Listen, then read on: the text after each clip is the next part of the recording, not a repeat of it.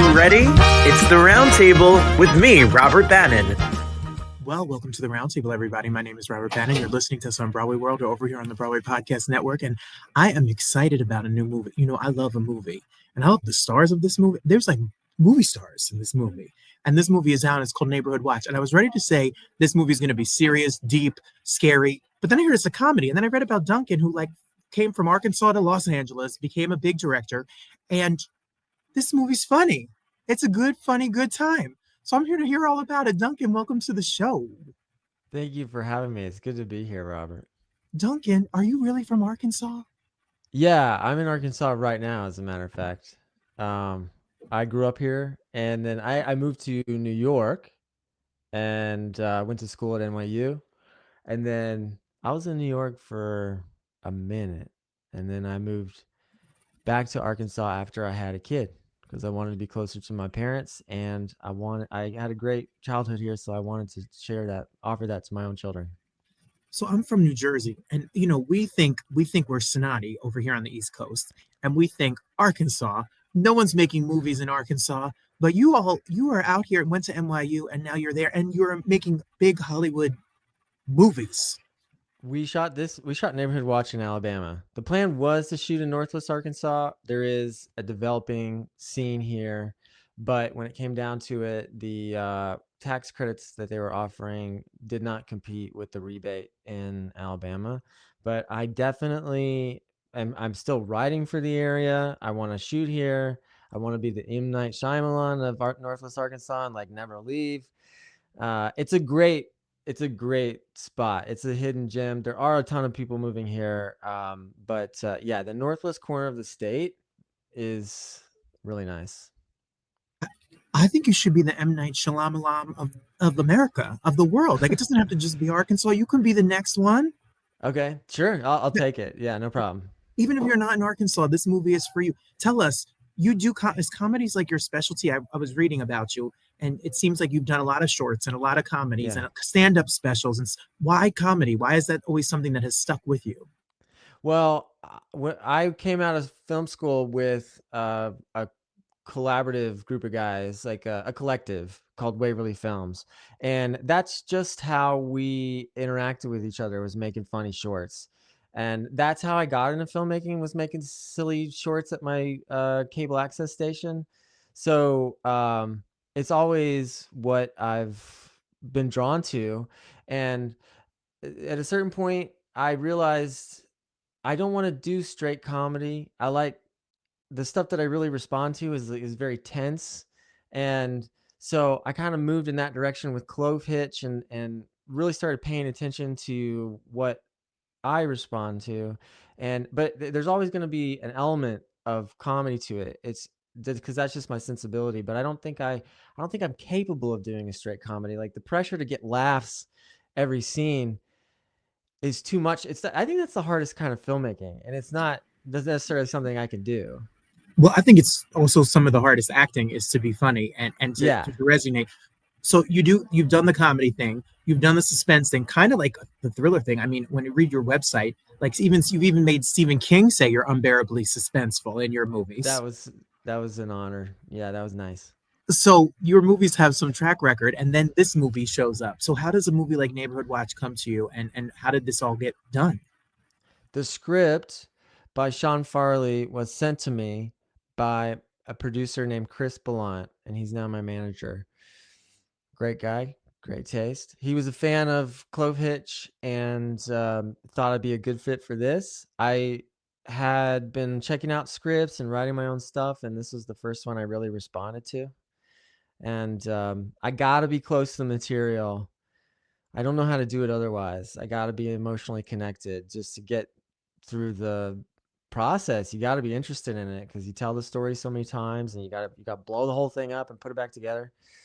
And I was interested in this. I was really into the relationship between Ed and Simon. That was the hook for me. Well, that's what I love about it. And you know, when you say CLOVEHITCH, everyone doesn't know the CLOVEHITCH Killer, which was ranked award-winning, was a film in 2018, and IFC put it out. And then this next film, we do a lot of interviews with directors. We talk to a lot of people who make films, and their journey is what I find so fascinating, because it takes a lot of trust and a lot of money to make a movie. Yeah. So when you get this, what kind of responsibility do you feel? How do you work with the creative team, the writer? How do you make this all come together? It is a team effort, and I'm very collaborative. I believe in the importance of the value of collaboration for making something as good as it can be. So I do my best to hire people who are good at what they do and let them do their thing, especially with the actors. Jack and Jeff and Malin, they're all phenomenal performers. They've got experience and they've got talent to spare. So once they were cast, I felt relatively secure about not messing this up too badly because the script was good and the cast was good, and those are like the primary ingredients. We had a lot of challenges. Yeah,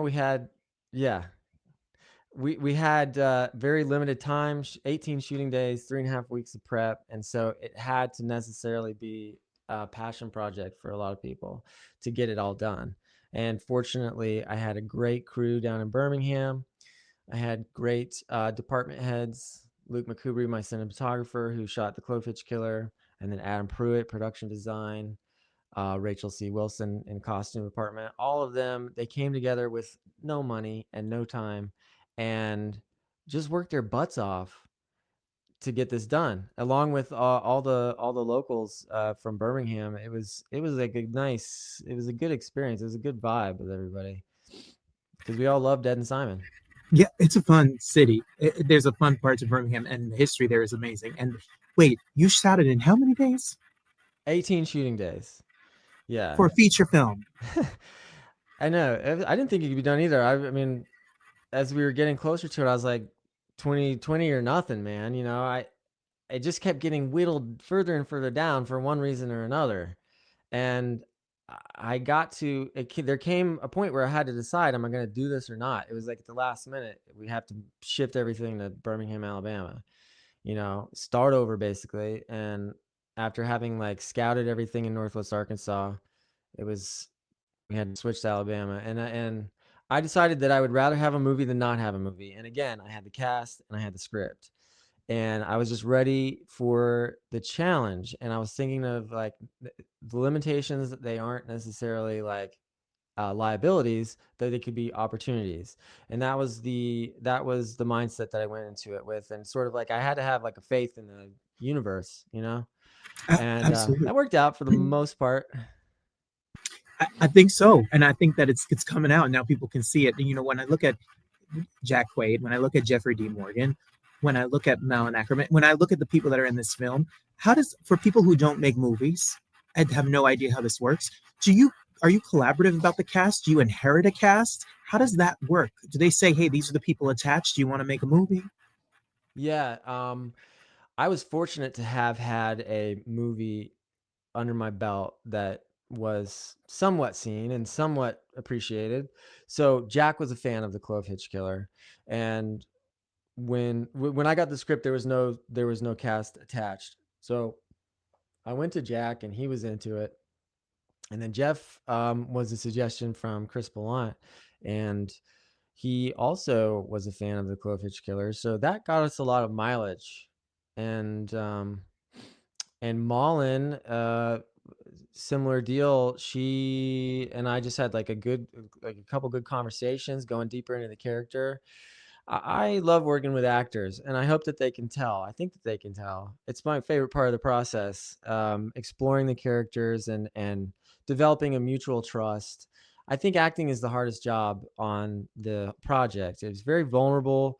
Everybody, you're burning money. Everybody's sitting around looking at you. Got all these lights pointed at you, and I can't do it. I try to do it, and like I was in a horror film in the mid 2000s, and just having to like do take after take and make it seem like organic and real is so hard. It's so hard, and so I have a lot of admiration for what actors do, and I think that hopefully that just that comes through. I want to just be high enough on the call sheet where you actually know my name and the director talks to me. That's my goal in my life. That you're the boss, you're in charge, and you run the set. how do you communicate with the actors? What kind of director do you think you are? Because you have, I mean, if you watch The Walking Dead, or if you watch, Yeah. Watchmen, and all these amazing, these are people who have a lot of experience, and they're amazing actors. So how do you merge their ideas with your ideas to get the best performance out of them? Well, we didn't have any time for rehearsal. We did have conversations beforehand over Zoom, and that that was one benefit of like the long period of trying to get the movie made, is just being able to talk more with the actors. So like sharing research, and just creating kind of like a safe sandbox space to no bad ideas here. And then once we were on location and filming, we did had to just kind of feel it out together. And my approach for doing what you're talking about is that we just try it. If there's different ideas, we just try it both ways. Like if they got an idea about it, then do it that way, and then we try and just say another one for options, and usually that works out well. So, what is this film exactly about? I read about it. I know there's a mentally ill person who thinks they see an abduction, etc. But you tell us. Well, who is who? What are we going to see when we watch this? Neighborhood Watch is about a young man who suffers from mental illness, played by Jack Quaid, who witnesses or thinks that he witnesses an abduction, a young woman getting thrown into a van in an alleyway.